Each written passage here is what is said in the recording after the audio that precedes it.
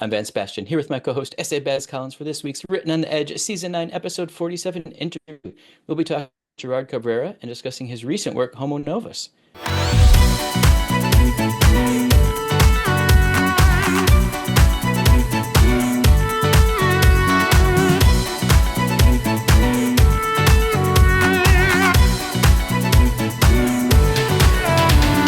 So, let's get to know our guest.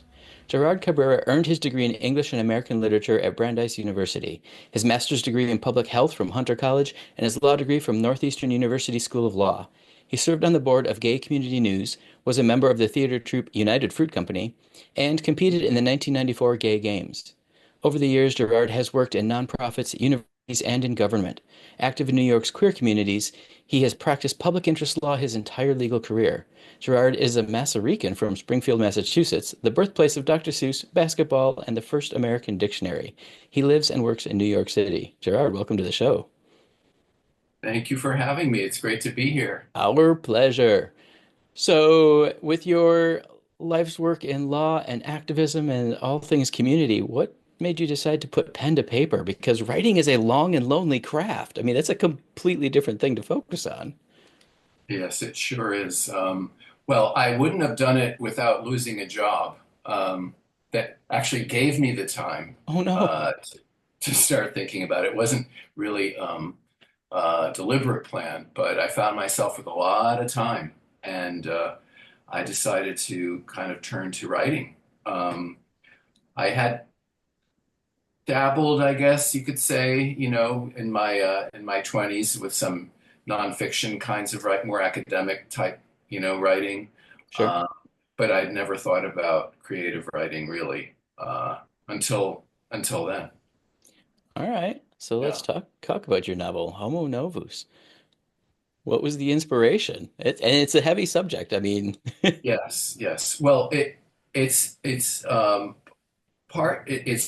spurred on by my own personal experiences, but it's um, a fictional exploration of the relationship between these two main characters, a Roman Catholic priest and the boy that he seduces and abuses. And I really wanted to try, do something different, which was explore the relationship from both points of view.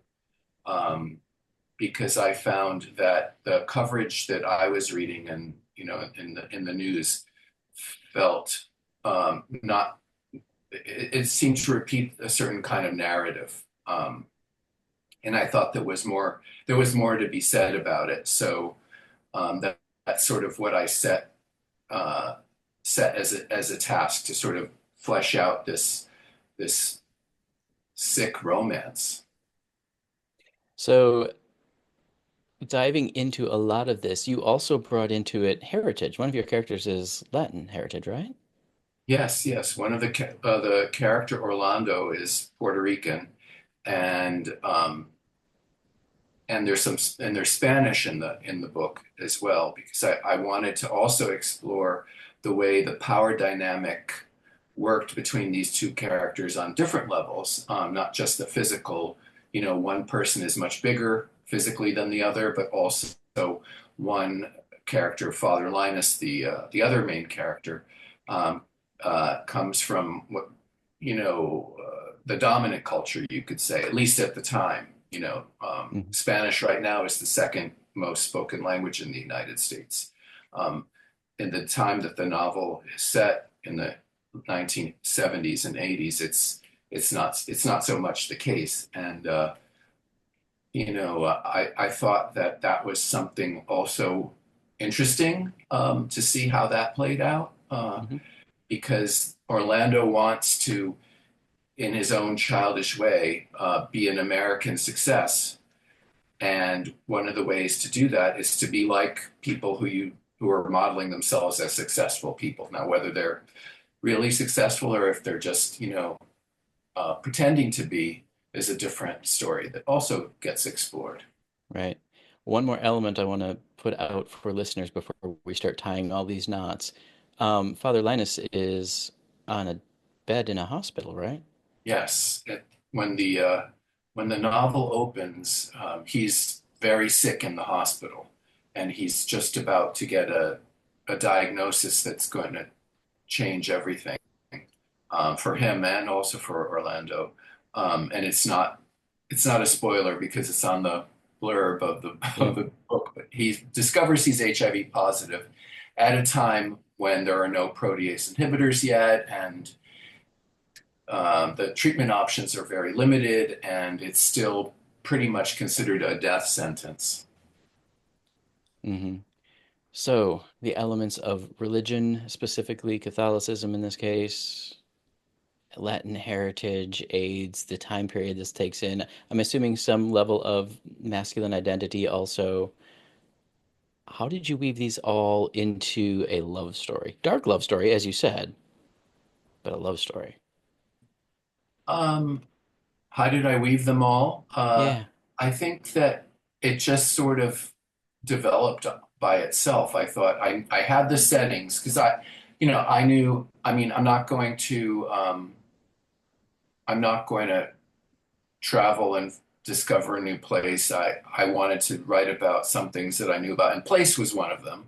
Hmm. So I had that pretty much set. I knew where it was going to be, where the geographical locations were going to be.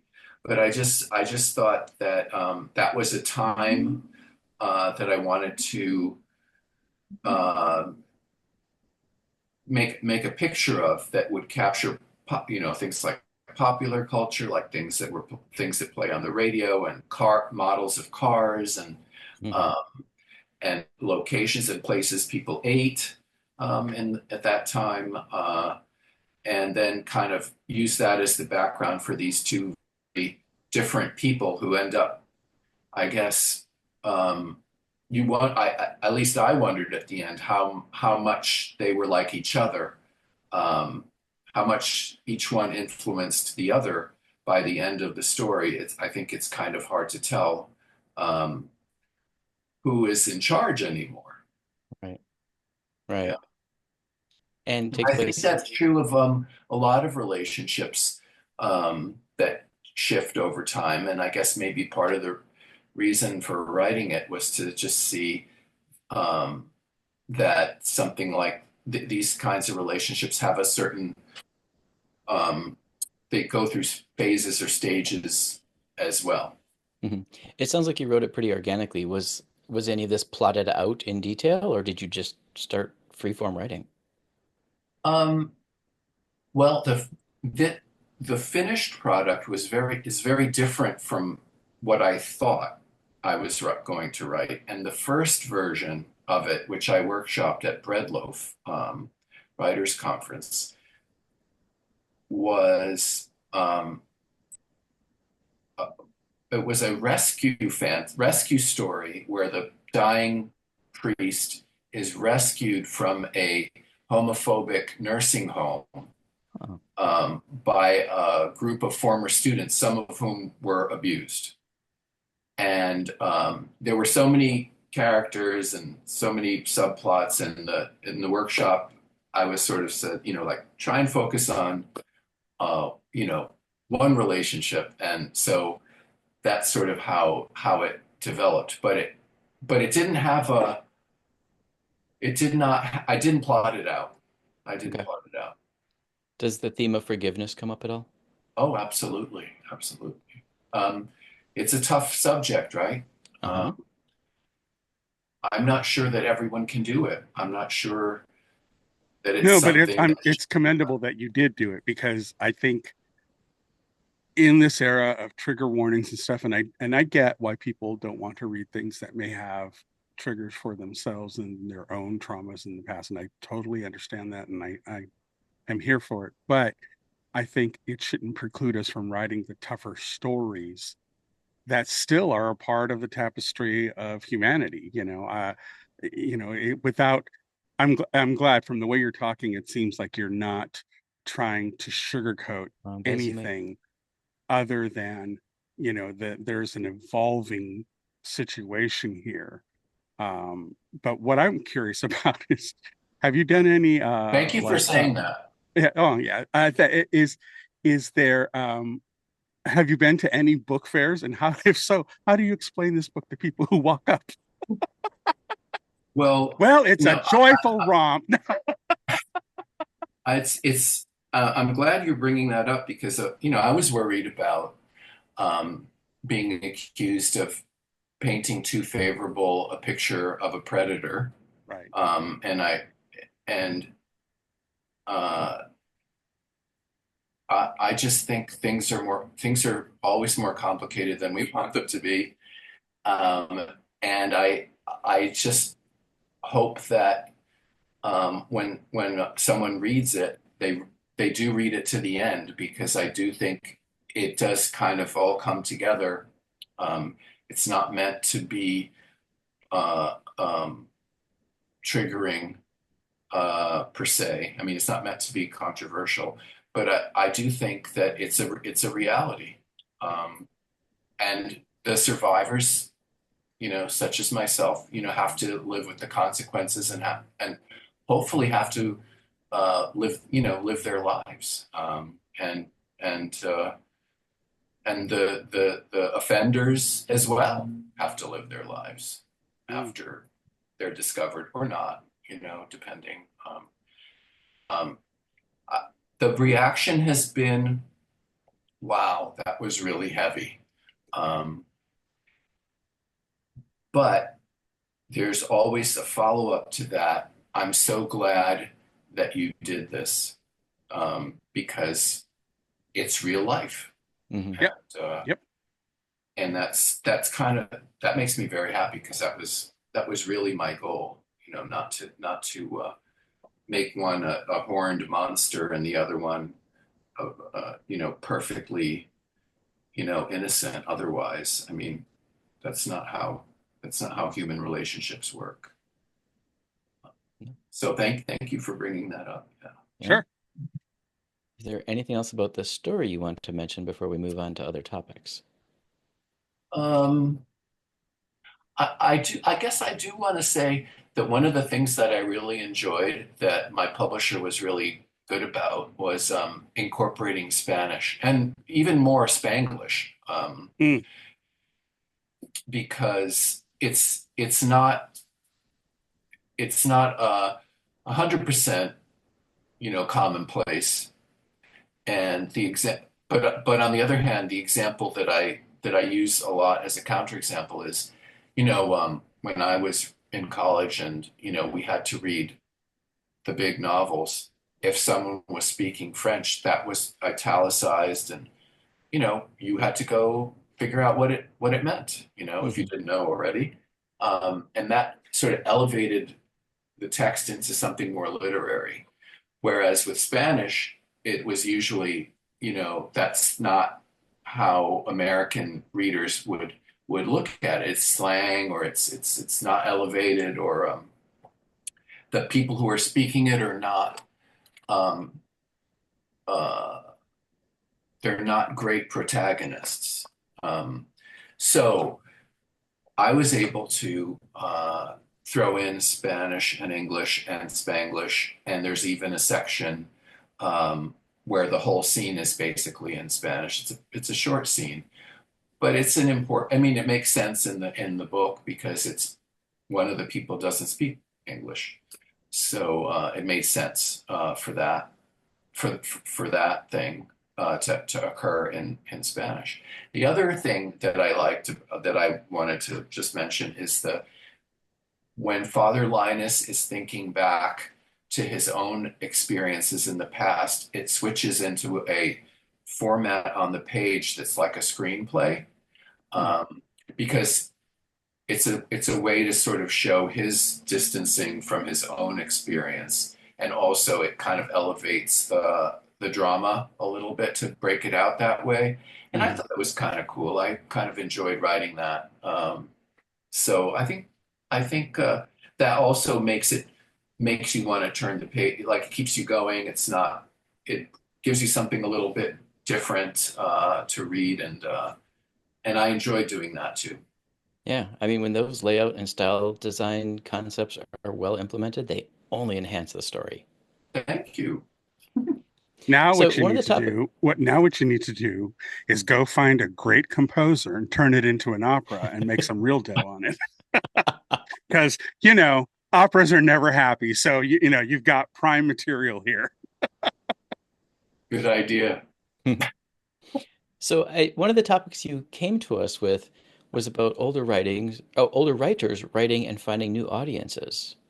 Have you encountered a lot of generational differences as you've been promoting this book?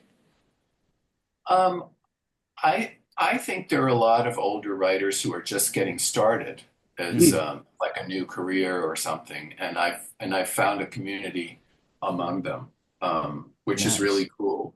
Because they bring their own life experience already into it, um, and it adds all this variety to it. And when I go to Saints and Sinners, I've been going for a few years now in New Orleans.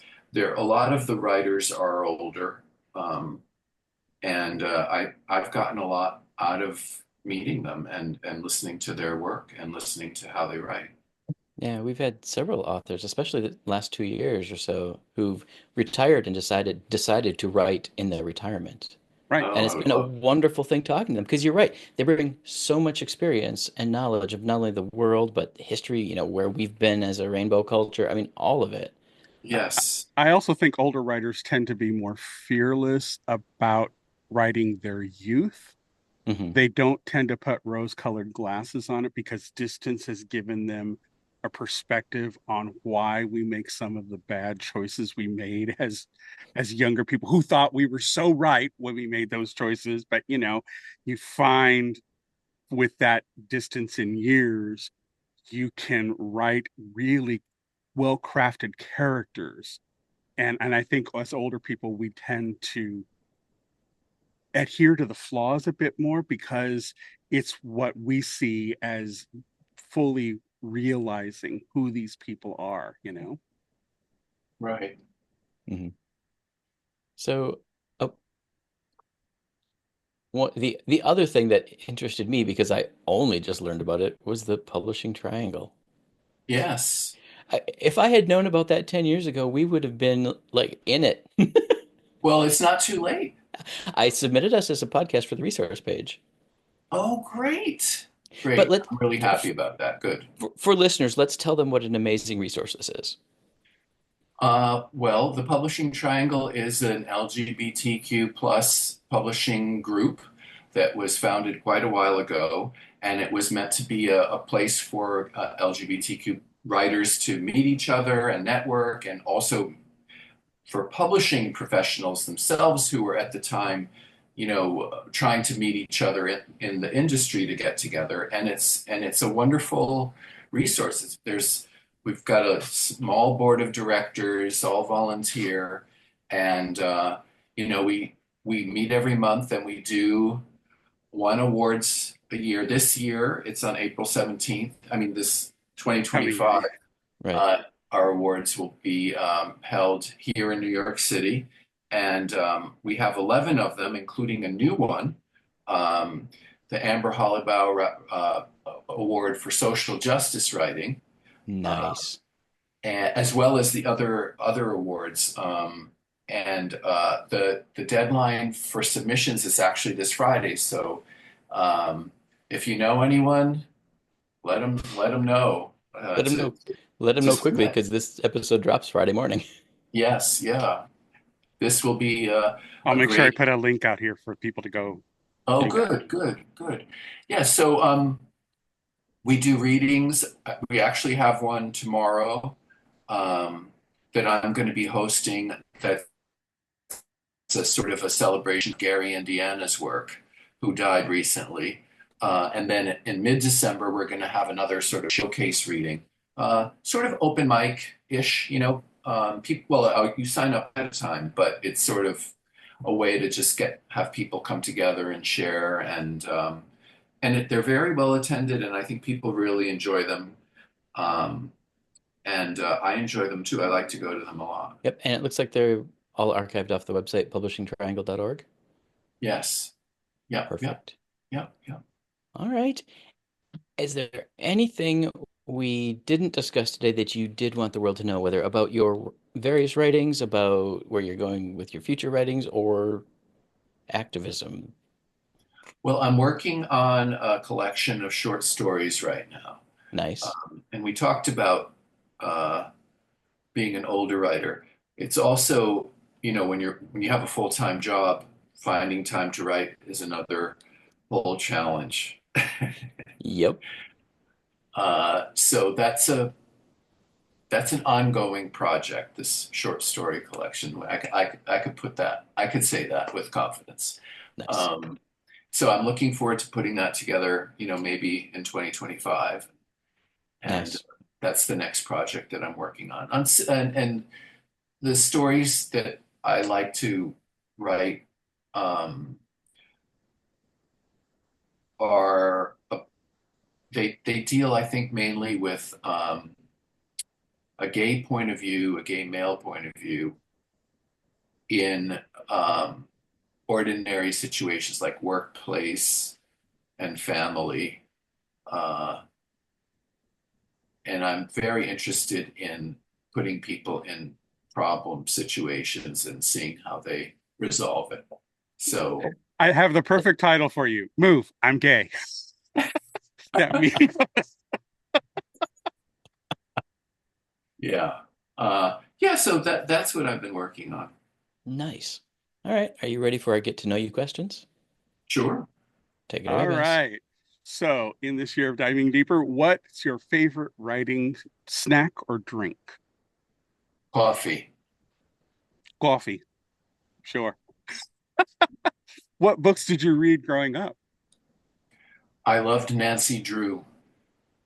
Do Nice. you remember her? Oh yeah. Yes. Yeah. Uh, and Highlights Magazine.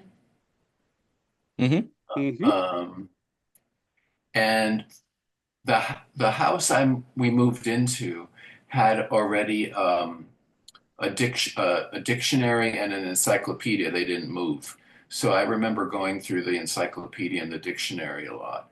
And then whatever was assigned in school. For me, it's just really funny. But for me, I had this one book that I absolutely loved as a third grader. My teacher read it to us, and I loved it so much. And then my husband found it in a like used book website and Oh, ordered for me. It's called "Mystery of the Crimson Ghost" by Phyllis A. Whitney, and it was one of her earliest works. And so I oh, have this little paperback around me. I just love it because it's like, and I went back to start reading, going, wow, was it really that good? I held on to this in my head for all these years. So I get it. I get the whole, highlights and everything else. All right. yeah. Who's been the biggest supporter of your writing? Um, I guess I'd have to say friends, when they realized that I wanted to do this seriously, have been the biggest supporters. My best friend from college, and other friends, and then the people I've met since the book came out. The other older writers have been great supports. It's a real community. Yeah. Nice. All right. Are you a morning person or a night owl? I'm definitely a morning person. I got up at 5 today. He's cheering because I'm the other end of the spectrum. Oh, okay. Yeah, That's I why he don't suddenly know. became lively. Yeah, I've always been a morning person. It must be my peasant roots, I think. My parents got up early. My grandparents got up early, so I think it's just kind of a inherited trait. Nice. All right. Well, what's your favorite hobby outside of writing? Brunch. Love it. We've never had that. That's a really, really good answer.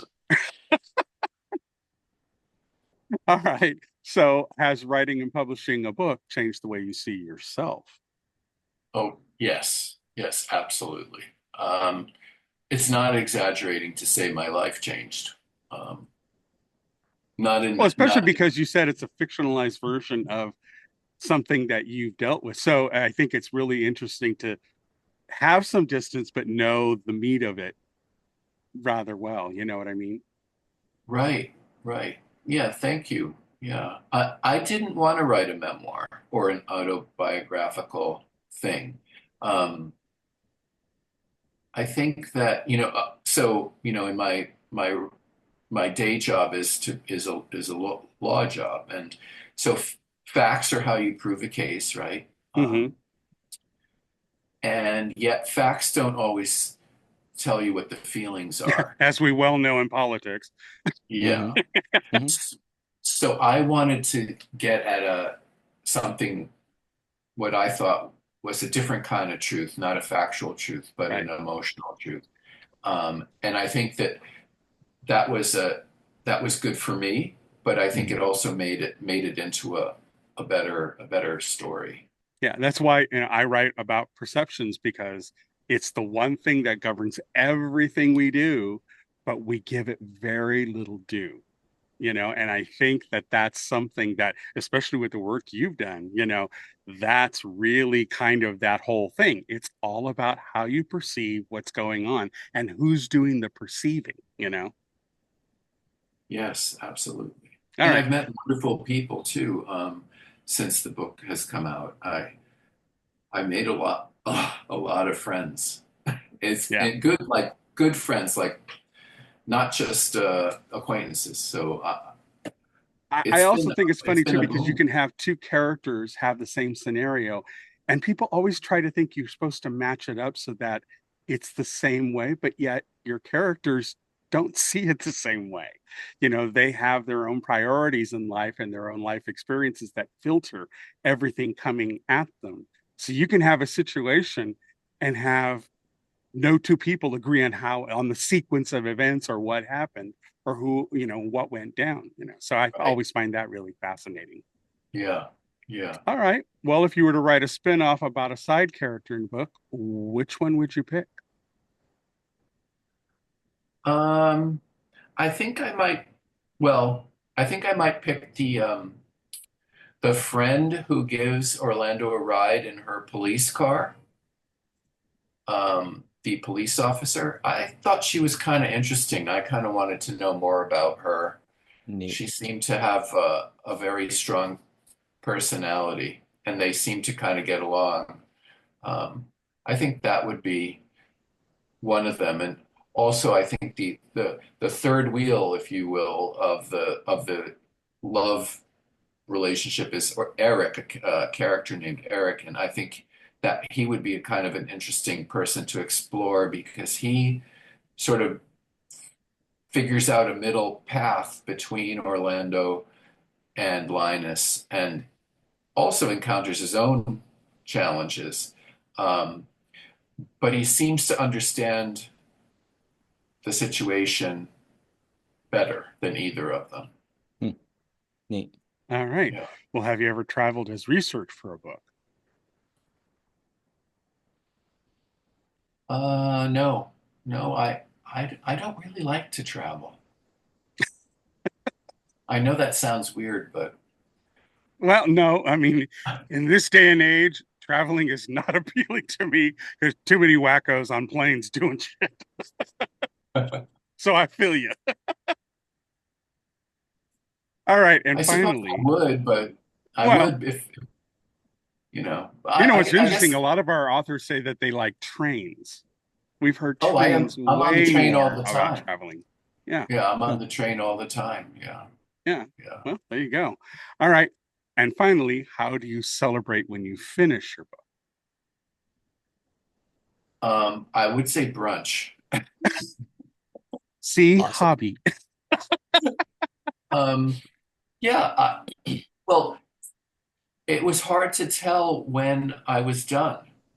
Um, you know, Hmm. revisions and then proofs and then a publishing date and then a launch. And so it's sort of, and then people read it, so yeah, I think the the launch was probably the biggest, the feeling that it was really kind of a real thing. Absolutely correct. Great. Yeah. Well, you made it through the list, so bravo. So, which social media is the best for people to get in contact with you, or should they start from your website? I guess Facebook. Okay. But they can also reach me on the website. But probably Facebook is the easiest and the fastest. And your website is gerardcabrera.com? Yes. Perfect. Yes. Any final words of wisdom? I would say keep on writing and keep on reading. That's what I would say to everyone. We're good with that. Love even it. Even if it's on scraps of paper. Right. Yeah, get those thoughts down. Yeah. All right. Well, we'd like to extend a huge thank you to Gerard Cabrera for being with us. Gerard, thank you so very much. Thank you for having me. It was great. It's our pleasure. And we at Written on the Edge are proud to introduce you to new media by queer content creators. So if you enjoy learning about new artists or hearing our thoughts on entertainment media, please like and subscribe so you get the alerts for new episodes. The show was produced by Rogue Ravens Media, so for our disclaimers, links to social media, our list stations, or to sign up as a guest, visit www.ropepodcast.com. Tune in next week for your queer media fix. Bye-bye.